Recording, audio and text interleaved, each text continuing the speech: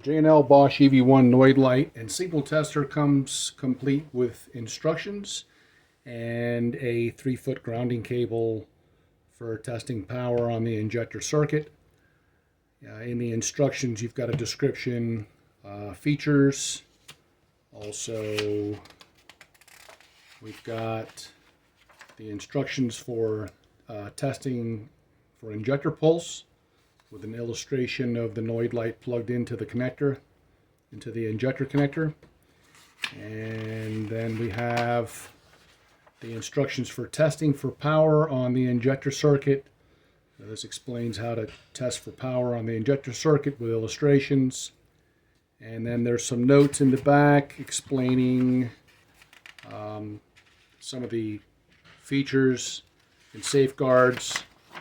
For example, if when you connect the ground wire to the negative on the vehicle, which could be anywhere, you could use the battery negative cable, or you could use a bracket on the engine block or the block itself, pretty much anywhere you can pick up ground.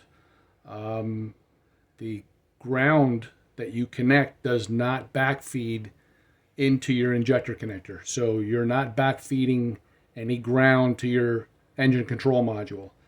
And also, if inadvertently somebody made the mistake of connecting the grounding clip to power, that signal also will not backfeed into the engine control module.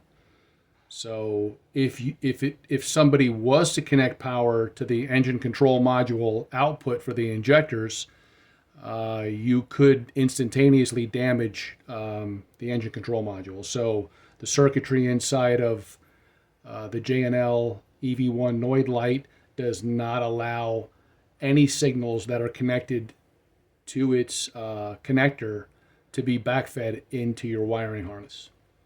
This